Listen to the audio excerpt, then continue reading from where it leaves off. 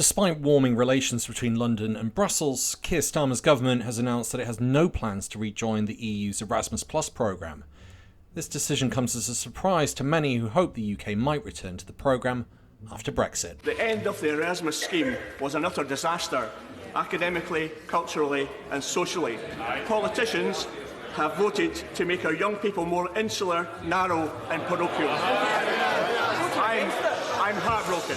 What would the Prime Minister say to 2014 no-voters like Muriel, who thought the future of Scottish students was safe in the hands of a British Prime Minister? Mr. Speaker, I'm afraid that the honourable gentleman is talking through the back of his neck. There is no threat to the Erasmus scheme. We will continue to participate. UK students will continue to be able to enjoy the benefits of exchanges with our European friends and partners, just as they will be able to continue to come to this country. I have just two regrets in terms of our societal cooperation. Firstly, the British government decided not to participate in the Erasmus exchange programme. Heather, well, look, on Erasmus, it was a tough decision. I get that Brexit and leaving Erasmus is nothing to do with Kier Starmer, but continuing the damage that this is causing is everything to do with Kier Starmer. And for those of you that want to rejoin the EU, listening to his speech in Germany today was horrible. When it comes to the wider reset with Europe, I'm absolutely clear that we do want a reset. I've been able to repeat that here today, a reset with Europe, a reset with the EU. That does not mean reversing Brexit or re-entering the single market or the customs union, but it does mean a closer relationship on a number of fronts, including the economy, including defence, including exchanges. But we do not have plans for the youth mobility scheme, but we do have plans for a closer relationship between us and the EU. And this includes not going back into the Erasmus scheme, and instead continuing with a scheme called the Turing scheme, which isn't fit for purpose and frankly doesn't reflect the intelligence of the person it was named after. The decision has sparked disappointment among students, educators and campaigners who see Erasmus as a vital opportunity for young people. Polling data reveals that 51% of the British voters supporting rejoin Erasmus and only 15% opposing it, showing significant public support for re-entry. Even within his own party there has been criticism about leaving Erasmus and wanting to rejoin. Labour MPs like Tulip Siddiq. We want the exchange that enables our talented people to work and live abroad. That is why Erasmus was so important. More than 17,000 students at UK universities study or work abroad. It is sad that the government do not want to be patriotic and invest in our own talent. As the chair of the all-party parliamentary group on Erasmus, I was devastated to learn that the government had chosen not to participate in the programme post-Brexit. The Erasmus Plus scheme allowed students to broaden their horizons, learn new languages, and forge international networks and relationships. As it stood, it could have contributed heavily to the government's vision of a truly global Britain. Scrapping the programme and announcing the new Turing programme, with limited details on what the scheme will entail, I am concerned that the government have scrapped a brilliant programme for another that falls short. It is very underfunded and does not share the many benefits of the Erasmus Plus programme. If we are truly aiming for global Britain, we must also consider how international students fit into the new Turing scheme. At present, the idea of reciprocity seen in the Erasmus Plus programme does not seem to be present in the new scheme. Staying out of Erasmus means UK students miss out on access to over 4,000 universities across 33 countries, as well as the financial and logistical support that Erasmus provides.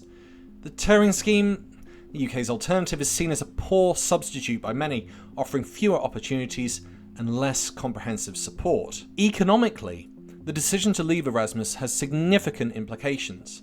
Erasmus was not just an educational programme, it was an investment. For every £1 spent on Erasmus, the return was €4 in social and economic benefits. The Turing scheme, on the other hand, has been criticised for its limited funding and reach.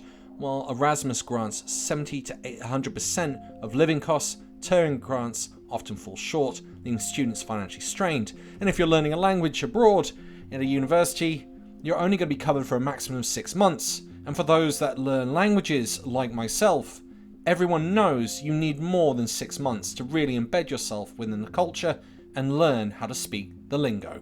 Students on the Erasmus scheme have reported that they feel their language skills have improved by up to 92%, while touring students struggle to achieve the same level of immersion. In the last Labour government and now, it's positioned itself as a party of education, emphasising the importance of providing opportunities for all young people to succeed.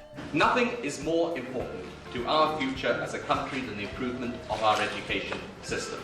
Education, education, education, we said, would be the top 3 priorities of a Labour government. What I would say is, look, a Labour government always takes education seriously. It is now possible to compare these 13 years with the 13 years under a Labour government, and you can see the difference, the emphasis on education and the quality of education. That's why I said what I did about the last Labour government. You hear that they want to improve education, and really deep down what you're really asking is to improve IQ. And the best ways of doing that are to keep fit, being given puzzles, eating healthy food, learning to play musical instruments, small class sizes, and one of the best, learning a new language. And by refusing to go into the Erasmus scheme, that means he's actually taking away opportunities and potential for people in the UK to grow, especially from the poorest backgrounds that can't afford an extra 6 months at a university in a foreign city. And you might go, X, well, maybe it's the fact that there's no money. And I would go, that's a great point, but actually there is. Have a listen to this. The approach I've taken in this mission and all our missions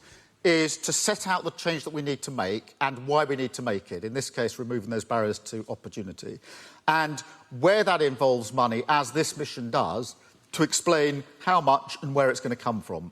And obviously that getting rid of the tax breaks for private schools, the VAT, does yield over £1 billion, and that we will use for the jobs and for the initiatives we set out. And this is the point. He's actually got £1 billion to use to put into some of these schemes, and considering the Turing scheme costs 110 million a year and Erasmus costs 130 for 20 million extra, and looking at the statistics to show the proficiency of Erasmus, that 20 million should be invested in helping our students learn languages, including recruiting 6,500 new teachers, including the retention payment for existing teachers, and to create the framework in which they're better respected. So that's the approach we've taken. I will add, those things that he's just said there are good things. We want smaller class sizes, we need to retain teachers, we need to bring teachers in. Totally spot on. But if he's not going to bring on ideas about improving people's IQ, and obviously smaller classes will help, but other things such as Erasmus, it's a win-win, and yet he's not doing it. The only conclusion I can come up with is that it's an ideological reason. He doesn't want anything to do with being in any scheme associated with the European Union, even if it damages the UK. And while Labour continues to champion education as a key policy area, the decision not to rejoin Erasmus could undermine these efforts. The party must reconcile its commitment to education with policies that truly support cognitive and intellectual growth for all students. Rejoining Erasmus could be a vital step in fulfilling this promise and ensuring that British students have access to the best educational opportunities available. So I'm going to do something I've not done before and ask you, instead of leaving a comment, but instead to write a letter to your MP demanding that they return us to the Erasmus scheme. It is the one thing that definitely gets the attention of MPs when it's a handwritten letter.